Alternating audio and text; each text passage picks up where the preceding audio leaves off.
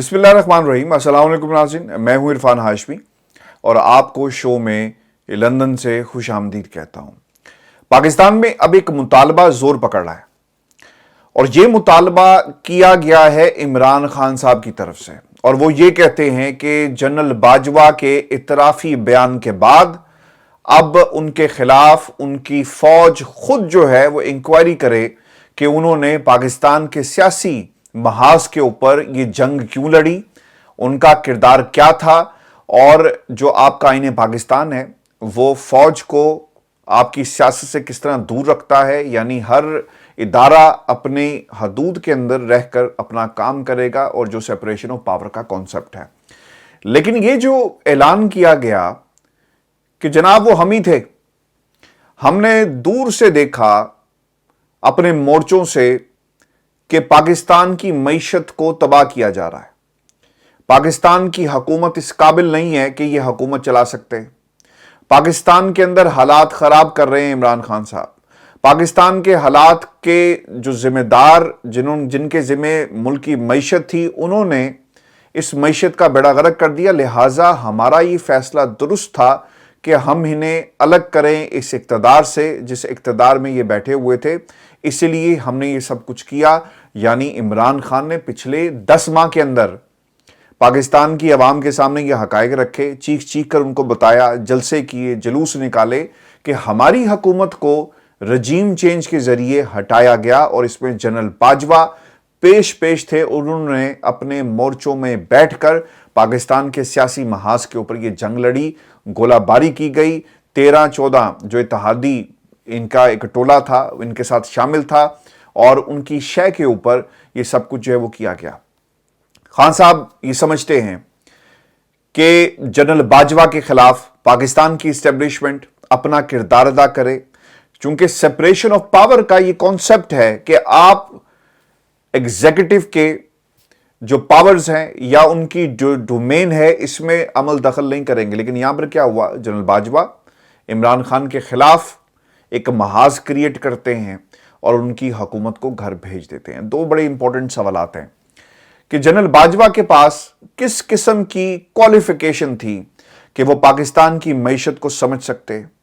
आपने किसी से पैसे मांगने हो ना तो वहां पर आपका किरदार जरूर नजर आता है कि वो पाकिस्तान के जमहूरी निज़ाम क्योंकि कमज़ोर है और बाहर की ताकतें पाकिस्तान के जो जमहूरी लीडर्स हैं उनसे बात नहीं करती, वो GHQ से बात करना पसंद करती हैं। और इसीलिए जनरल बाजवा मुतअद्दिद दफ़ा खलीजी ममालिक और जितने भी आपके अरब ममालिक हैं उनके पास जाकर मांगते रहे, पैसे दो जी, पाकिस्तान की इकॉनमी जो नहीं चल रही। और फिर उन्होंने पाकिस्तान के अंदर बहुत सारे जो इकनॉमिक प्लेटफॉर्म्स थे, सेमिनार से उनसे खिताब भी करते हुए नजर आए। ये बिल्कुल ठीक है, बिजनेस कम्युनिटी से भी मिल रहे थे।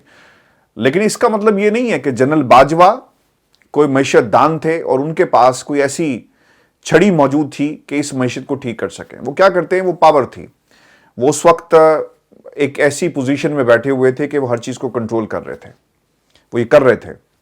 लेकिन मईशत कैसे ठीक करनी है इनके पास कोई सोल्यूशन नहीं था। लेकिन उन्होंने किस हैसियत से ये बयान दिया, ये जारी किया कि जनाब इस मईशत को ठीक करना है तो इन लोगों को चलता करो और किसी को लाकर बैठा दो। मिफ्ता इस्माइल साहब की वो तारीफ करते हुए नजर आते हैं और ये भी उन्होंने कहा कि डार साहब से वो बहुत ज़्यादा खाइफ थे, लेकिन डार साहब बाद में आ गए और जिस तरह जादू की छड़ी चली वो पूरी कौम के सामने है। ये जनरल बाजवा थे जो एस्टर डिफ्लो बनने की कोशिश कर रहे हैं कि भाई इनसे बड़ा कोई मईशत दान नहीं है। जनरल बाजवा के हवाले से खान साहब ये भी कहते हैं कि ये सबके सामने ना सफाइयां देते हुए आपको नजर आ रहे हैं, आजकल आर्टिकल्स लिखवाए जा रहे हैं। अगर जनरल बाजवा ये समझते हैं कि इनके आर्टिकल लिखवाने से कोई इनके किरदार का पोस्टमार्टम नहीं करेगा और कोई कोर्ट मार्शल की बात नहीं करेगा, तो मेरा ख्याल है कि ये भी इनकी खाम ख्याली है, उसी तरह जिस तरह इन्होंने इमरान खान की हुकूमत को और इमरान खान को अंडर एस्टिमेट किया। व्यूअर्स, सवाल अब बहुत ही अहम पैदा हो गया है, मुतालबा किया जा रहा है जनरल बाजवा के कोर्ट मार्शल का, एक इंक्वायरी करवाई जाए फौज के अंदर और उस इंक्वायरी में पता करवाया जाए कि जनरल बाजवा जो एक फौजी थे, जो एक जनरल थे, जिनका काम पाकिस्तान की सरहदों की हिफाजत करना है, वो सियासी सरहदों पर क्या कर रहे थे اور خان صاحب کی طرف سے مطالبہ کیا گیا ہے. میں آپ کے سامنے ایک کمپیریزن رکھ دیتا ہوں. اسی طرح کی بات جنرل پرویز مشرف صاحب کے حوالے سے نواز شریف ماضی میں کرتے آئے اور وہ بنیادی طور پر درخواست گزار تھے, اور وہ کیس جس کے اندر نواز شریف درخواست دیتے ہیں کہ آئین شکنی کی گئی جنرل پرویز مشرف صاحب کی طرف سے, اور پھر ایک حکم جاری کروایا گیا عدالت کا, اور وہ حکم کیا تھا کہ پھانسی کی سزا ہو گئی پرویز مشرف صاحب کو. بعد میں ہائی کورٹ نے اس فیصلے کو سیٹ اسائڈ کر دیا, اور پھر جو کچھ اس کے ساتھ ہوا وہ پوری قوم کے سامنے ہے. سوال یہ پیدا ہوتا ہے کہ کیا کوئی جنرل کسی دوسرے جنرل کے خلاف کارروائی کرے گا؟ ماضی میں ایسی کوئی کارروائی آپ کو نظر نہیں آئے گی. پاکستان میں فوج کا ادارہ ایک بہت ہی منظم ادارہ ہے, اور یہ کبھی بھی اپنے پیٹی بھائی کے خلاف کارروائی نہیں کرتے. ماضی میں آپ کو یاد ہوگا کہ راحیل شریف صاحب ایک شیلٹر پرووائڈ کرتے ہوئے نظر آئے پرویز مشرف کو. پھر اس کے بعد ہم نے دیکھا کہ یہ سلسلہ کنٹینیو ہوا, اور ایک بہت ہی اہم نقطہ جس کا اگر یہ کہا جائے کہ ابتدا جنرل باجوہ نے کی تو غلط نہیں ہوگا, D G I S P R کی طرف سے سٹیٹمنٹ جاری کیا گیا کہ ہم اپنے سپہ سالاروں کو اور سربراہوں کو اکیلا نہیں چھوڑتے, اور مشرف صاحب پاکستان آئیں گے. اور پھر بیانات دلوائے گئے نواز شریف صاحب کی طرف سے, باقی لوگوں کی طرف سے بھی. وہ یہ سب کچھ کیوں کر رہے تھے؟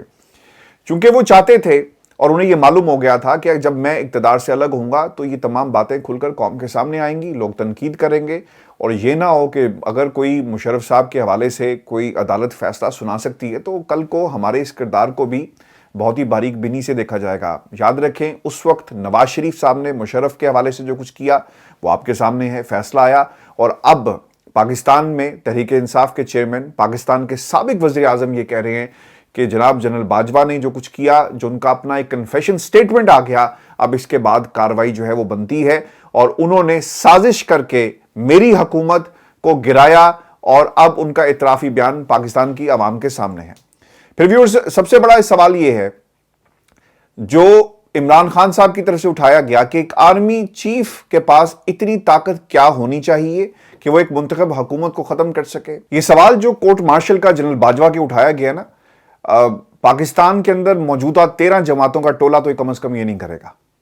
وہ ضرور جنرل باجوہ پر اسی طرح تنقید کر رہا ہے جس طرح خان صاحب کرتے ہیں. خان صاحب تو بتاتے ہیں نا کہ یہ تھا وہ جنرل جس نے میری حکومت کو گرایا, اور باقی 13-14 کا جو ٹولہ ہے وہ سلیکٹرز کا نام لیتا ہے. وہ یہ کہتا ہے کہ وہ ہاتھ جو عمران خان کے پیچھے تھا وہ اٹھ گیا, اور اب انہیں وہ ہاتھ نہیں مل رہا جس سے وہ تالی بجانا چاہتے ہیں. اس قسم کی گفتگو جو ہے وہ کرتے ہیں. اور پاکستان کی اسٹیبلشمنٹ سے خان صاحب کا یہ سوال ہے, اور وہ پوچھ رہے ہیں کہ آپ کیا کاروائی کریں گے؟ خان صاحب وہ کاروائی نہیں کریں گے, یہ کاروائی آپ ہی کو کرنی پڑے گی. اور جب آپ اقتدار میں دوبارہ آئے, اگر آ گئے جس طرح سے آپ کی کوشش ہے, ان کی کوشش ہے کہ آپ کو اقتدار سے دور رکھنا, آپ کو یہ مقدمہ پاکستان کی عدالتوں میں لڑنا پڑے گا.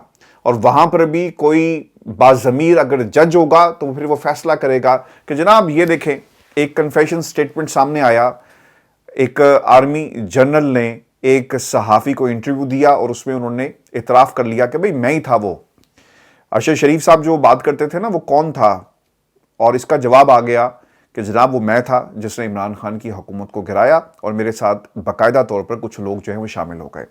یہ مقدمہ عمران خان کی حکومت جب بھی آئے گی مجھے تو عدالتوں میں جاتا ہوا نظر آ رہا ہے. پھر یہ بھی ایک چیز ممکن ہے کہ جب ہواؤں کا رخ تھوڑا سا بدلے گا نا, اس وقت ہوائیں بہت تیزی کے ساتھ چل رہی ہیں, عمران خان کے خلاف مقدمات کی ایک لمبی داستان ہمیں نظر آ رہی ہے. کوئی عام شہری اٹھ کر پاکستان میں کسی بھی عدالت کا دروازہ کھٹکھٹا سکتا ہے کہ جنرل باجوہ نے پاکستان کے اندر ایک حکومت کو گرایا, اور اس کے اوپر عدالت جو ہے وہ اپنا حکم نامہ جاری کرے. اور غداری کا مقدمہ اگر چلتا ہے یا بغاوت کا مقدمہ چلتا ہے یا پھر کورٹ مارشل کی اگر جس طرح بات کی جاتی ہے تو یقیناً یہ فیصلہ آپ کو سپریم کورٹ آف پاکستان کی طرف سے ہی آتا ہوا نظر آئے گا اگر کسی نے عدالت کا دروازہ کھٹکھٹایا. ویورز, اب آ جاتے ہیں خان صاحب سے. ایک سوال یہ کیا گیا, ظہور الرحمان صاحب ہیں جی, جب انہوں نے جرنلزم سٹارٹ کی تھی, آج کل وائس آف امریکہ کے ساتھ ہیں, تو دنیا ٹیلی ویژن سے ان کا باقاعدہ طور پر آغاز ہوا. جو سوال انہوں نے آج کیا ہے نا, چونکہ وائس آف امریکہ کا پلیٹ فارم ہے اور وہ آبویسلی امریکہ کے حوالے سے بات کرے گا یا پھر خان صاحب جو جیل میں جانے کی جو بات ہے جو کسی کی خواہش ہے وہی سوال ان سے پوچھا گیا کہ آپ کون سی جیل میں رہنا پسند کریں گے؟ کیا اسی جیل میں رہنا پسند کریں گے جس میں نواز شریف صاحب تھے؟ تو خان صاحب نہیں ڈرتے، عمران خان کسی سے نہیں ڈرتا۔ عمران خان نے دھڑلے سے ضیاء الرحمان کو یہ جواب دیا کہ جناب اگر مجھے گرفتار کسی نے کرنا نہ کر لے، پھر جو پاکستان کی عوام ریئیکشن دے گی، کیا آپ اس ریئیکشن کے لیے تیار ہیں؟ عمران خان کی حکومت کو ختم کیا گیا، لوگ سڑکوں پر آ گئے، اگر عمران خان کو سلاخوں کے پیچھے پھینک دیا جائے گا تو کس قسم کا انقلاب آئے گا؟ یہ کچھ طاقتیں بھی سوچ کے ڈر جاتی ہیں۔ ضیاء الرحمان نے تو سوال کر لیا، لیکن پاکستان کے اندر جگر چاہیے ہوگا آپ کو کہ آپ عمران خان کو گرفتار کریں۔ اور خان صاحب نے کہہ دیا کہ ان حالات کے اندر جب تمام لوگ مل کر مجھے گرانا چاہتے ہیں، اسٹیبلشمنٹ، باقیات، پی ڈی ایم کا ٹولہ موجود ہے اور کچھ لوگ مل کر کام کر رہے ہیں، ہماری حکومت کے خلاف بھی، ہمارے خلاف بھی انجینئرنگ کی جا رہی ہے، پولیٹیکل انجینئرنگ کی جا رہی ہے، الیکشن کو ریگ کرنے کی تیاری کی جا رہی ہے، ملک کے اندر صاف اور شفاف الیکشن جو ہے مجھے ہوتے ہوئے نظر نہیں آتے۔ یہ بیانیہ آپ کو دونوں طرف سے سننے کو ملے گا۔ دوسرے لوگ انجینئرنگ کر رہے ہیں اور خان صاحب کے خلاف کر رہے ہیں، ان کو خطرہ یہ ہے کہ انجینئرنگ کے باوجود اگر ہم ہار گئے تو ہم نے تو پہلے سے بیانیہ جو ہے وہ تیار کر لینا ہے۔ لیکن جو خان صاحب کے خدشات ہیں وہ جینون ہے کہ یہ دھاندلی کریں گے اور دھاندلی کر کے عمران خان کو ہرانے کی جو ہے وہ کوشش کی جائے گی۔ ویورز، پاکستان کے اندر وہی کچھ ہوا جس کا ایک خدشے کا اظہار خان صاحب کی طرف سے پہلے کیا گیا، اور جو کچھ مصر کے اندر ہوا، جو کچھ سری لنکا کے اندر ہوا، آج وہی کچھ پاکستان کے اندر ہو رہا ہے۔ ایک کمیٹی بنائی تھی اور یہ کمیٹی بنائی گئی تھی شہباز شریف صاحب کی طرف سے، اور اس کمیٹی کا بنیادی مقصد یہ تھا کہ آپ جائزہ لیں کہ ہم کہاں کہاں سے بچت کر سکتے ہیں، اپنے بجٹ کو کس طرح کرٹیل کیا جا سکتا ہے۔ اور یہ جو کفایت شار کمیٹی تھی، اس کی سفارشات یہ ہیں کہ جناب فوج کا بجٹ جو ہے اس میں 15% کٹوتی آپ کریں۔ پاکستان کا جو فوجی بجٹ ہے نا، یہ کم ہوگا نا تو اس کا ایک امپیکٹ آپ کی سرحدوں پر پڑے گا۔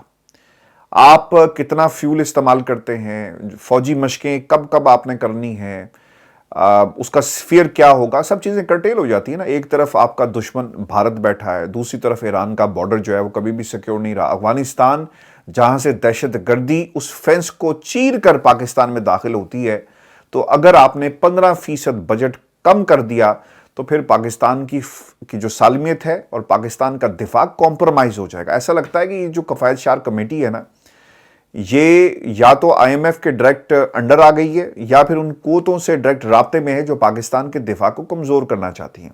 یہ خواہش تھی نواز شریف کی کہ انہوں نے یہ بیان بھی دیا کہ جناب ایک بندہ یہاں سے اٹھتا ہے، بھارت میں جاتا ہے، قہر مچاتا ہے، اور کیوں، کس نے آپ کو اختیار دیا؟ پھر آپ کو کلبھوشن یادیو کے حوالے سے جس قسم کی نون لیگ کی پالیسیز رہی، شاید وہ لوگوں کو یاد نہیں ہے۔ نواز شریف صاحب ایک رشتہ چاہتے تھے بھارت کے ساتھ، اور فوج ایک طرف قربانیاں دے رہی تھی، دوسری طرف نواز شریف صاحب کا کردار کیا تھا وہ پوری دنیا کے سامنے ہے۔ نواز شریف صاحب پاکستان کی فوج کو پنجاب پولیس بنانا چاہتے تھے کہ ہمارے کسی طرح انڈر میں آ جائیں، چونکہ جب سیاستدان جو یہ جمہوریت کے لبادے کے پیچھے جو چھپتے ہیں نا ویورز، یہ بڑا ہی اہم نقطہ ہے، اس کے پیچھے اپنے ذاتی کاروبار جو ہے نا وہ بڑھا رہے ہوتے ہیں۔ عمران خان کا کون سا کاروبار ہے؟ آج تو آپ اس پہ الزام لگاتے ہیں نا کہ جناب دیکھیں شوکت خانم کا پیسہ نکالا، کہیں اور انویسٹ کیا۔ ارے بھائی، کہیں اور اگر انویسٹ کیا نا تو وہ شوکت خانم کا ہی پیسہ رہے گا، پروفٹ جو ملے گا وہ شوکت خانم کو ملے گا، وہ کسی کے گھر میں لگا دیا نہیں جائے گا۔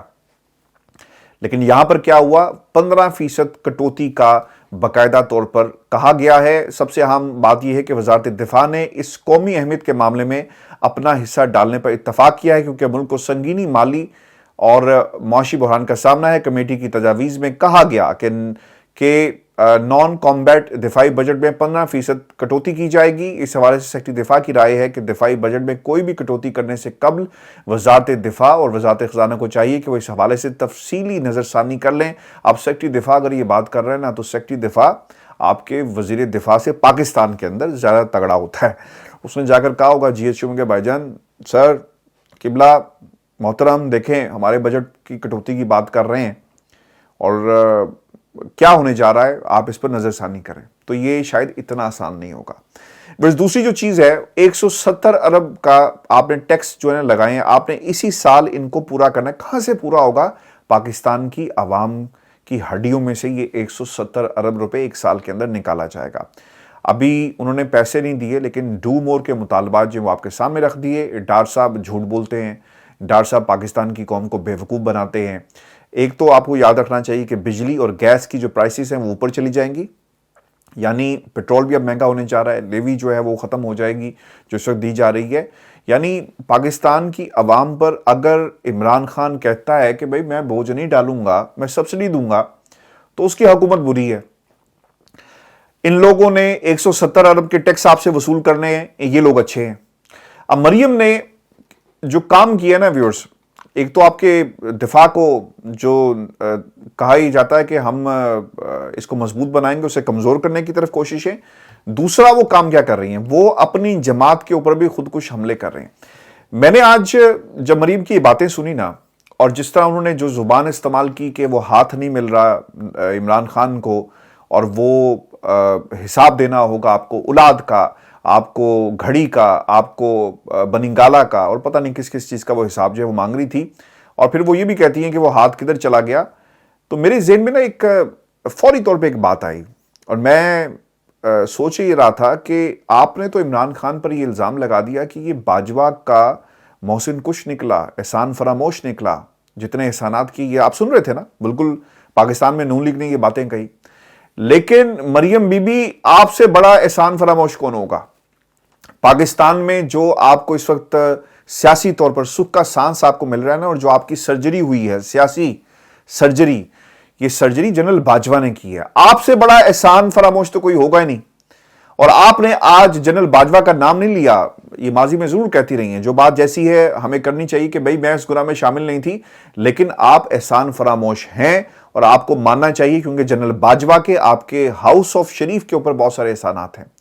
آپ کے چچا جان کو حکومت دی جنرل باجوہ نے, آپ کو جیلوں سے باہر نکلوایا جنرل باجوہ نے, آپ کے ابا جی کو برطانیہ کے اندر 4 سال جو بیٹھے رہے ہیں بڑے سکون کے ساتھ, اور یہاں سے بیٹھ کر کہتے ہیں کہ جناب دیکھا بڑی سیاست کر رہا ہے, اور عمران کو بولڈ کر دیا.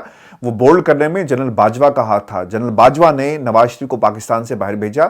اور آپ کا جو یہ کہنا کہ جناب سلیکٹرز بدل گئے اور سلیکٹرز جو ہیں وہ پوری کی پوری سلیکشن کمیٹی ٹوٹ گئی, بہت اچھے آپ جملے استعمال کر رہی ہیں, لیکن یہ سلیکشن کمیٹی جو ہے نا, اس سلیکشن کمیٹی کے آپ کے اوپر بہت سارے احسانات ہیں. تو لہٰذا قوم کو بیوقوف مت بنائیں.